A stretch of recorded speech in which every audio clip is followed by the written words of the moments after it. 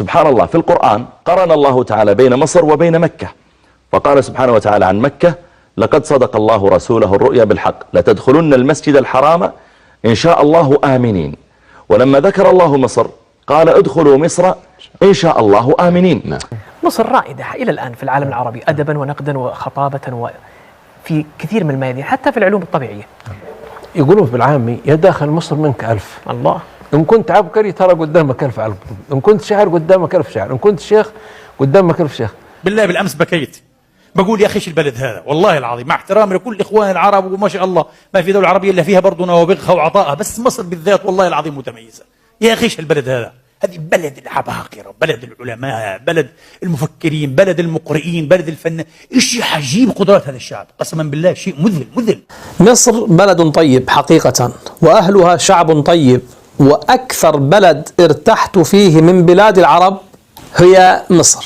أنا عندما أتعامل مع المصريين أنا أتعامل مع أحفاد أنبياء، أتعامل مع أحفاد الصحابة. شعب ودود يحبون الغريب حقيقة ويحترمون الغريب، بل الغريب يعيش كما يريد، لا أحد يتدخل في حياته، تلبس ما تشاء، تفعل ما أحد يقترب منك. وأنا في الشارع أسأل الشخص المصري وقد يكون جاوز 80: أين المكان الفلاني؟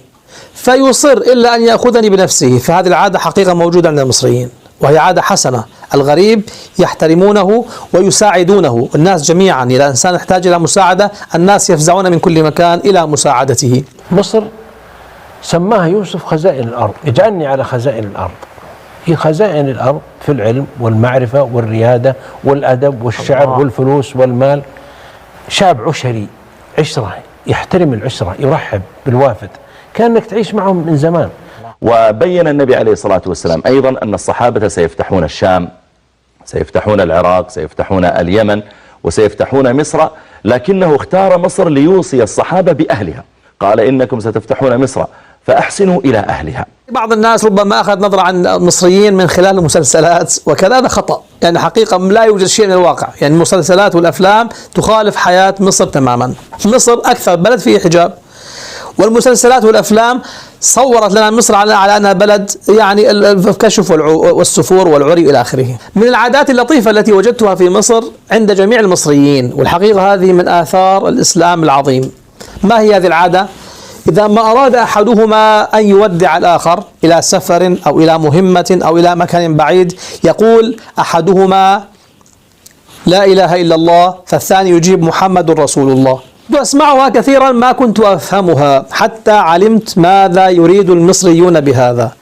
يريدون أن لا إله إلا الله ومحمد رسول الله لا يفترقان، فهذا من التفاؤل أنهم يجتمعان. يوم فتح مصر كان عند الناس فتح، عند المسلمين قضية. عمرو بن العاص فتح مصر، استبشر الناس بها لأنه فتحت الخيرات على الأمة. تصور في عام الرمادة عمر رضي الله عنه بحث في الدول الإسلامية ما وجد مثل مصر، أرسل لعمرو وغوثاه كتب عمرو بن العاص لعمر: والله لو أرسلنا لك قافلة أولها عندك وآخرها عندي في مصر. وجاءت الحبوب وجاءت الخيرات وجاءت الفواكه إلى المدينة. المصري تدخل إلى قلبه مباشرة، أمة حضارة، يعني يستقبل ويرحب ويحتفي. ذهبنا في بورسعيد على الساحل نمشي كذا، أتى وقت الغد يمكن 2 معنا 3 آخرين، فقلنا لأحد المارة: والله لا نعرفه ولا يعرفنا. وقفنا قلنا: يا أخ تعرف أن مطعم أسماك جيد؟ قال لي: أعرف. فمشى معنا، مشينا معه، نزل الشارع، نزلنا الشارع، دخل الحي، قلنا: الحي؟ قال: لا، في مطعم خاص نعرفه.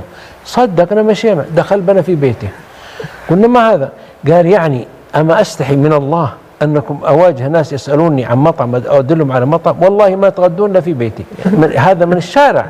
في طبعا لا، فيهم الكرم فعلا وفيهم قبول الآخر، ولا تجد نفسك غريبا في مصر جدا. كل الذين يرسل إليهم النبي عليه الصلاة والسلام، كسرى، هرقل وغيرهم، يرسل إليهم برسائل فيردون إما برسالة، وبعضهم يغضب ويمزق الرسالة، وربما أيضا قتل رسول الله صلى الله عليه وسلم كما فعل هرقل. أما المقوقس فأخذ الكتاب ووضعه في إناء من عاج من تعظيمه له، وأكرم حاطب بن أبي بلتعة الذي جاء بالرسالة، ثم أثنى على النبي صلى الله عليه وسلم، وأهدى إليه مارية القبطية ومعها فتاة أخرى ومعهما عبد يخدمهما، وأهدى إلى النبي صلى الله عليه وسلم دابة وقيل أهدى إليه عسلا من بنها. هذا التعامل والإكرام من المقوقس لرسول الله عليه الصلاة والسلام وهو رجل غير مسلم، لا تستغرب أن يكون هذا يعني هو جد من أجداد المصريين. لما ذكرت قصة موسى قلت هذا جد من أجدادكم. نعم. أكيد من ذرية موسى من بقي. يوسف عليه السلام وإخوانه أكيد أنه لا تزال ذرياتهم باقية في مصر. 350 صحابيا زاروا مصر أو سكنوا فيها أو حكموها، هؤلاء أكيد لهم ذريات.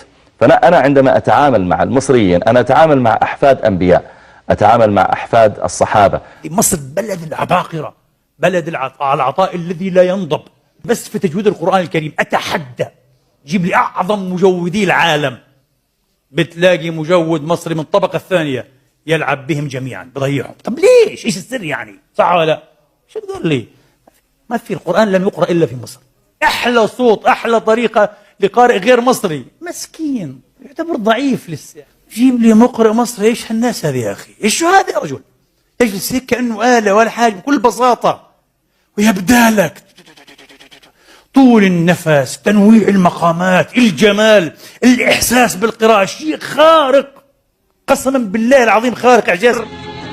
مصر أم الدنيا ومش كلام، مصر كبيرة برشا، مصر أكبر مني ومن كلامي على مصر.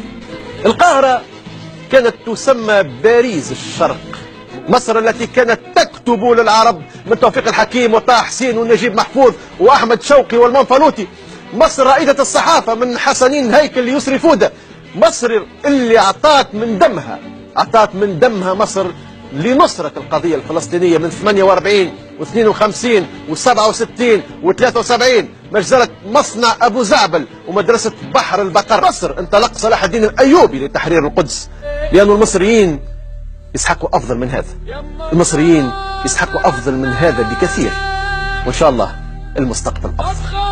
تحيا مصر.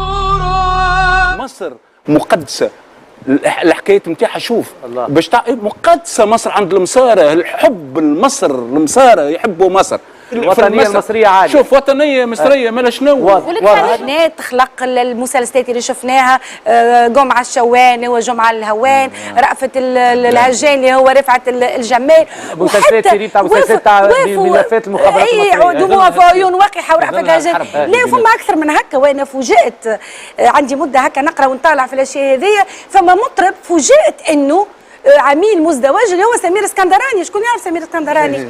سمير اسكندراني إيبا اللي هو رسام وفي إيطاليا ويتقن برشا لغات، مرة لفائدة مصر سماها يوسف خزائن الأرض، اجعلني على خزائن الأرض. هي خزائن الأرض في العلم والمعرفة والريادة والأدب والشعر والفلوس والمال. مصر أم الدنيا ومش كلام، مصر كبيرة برشا،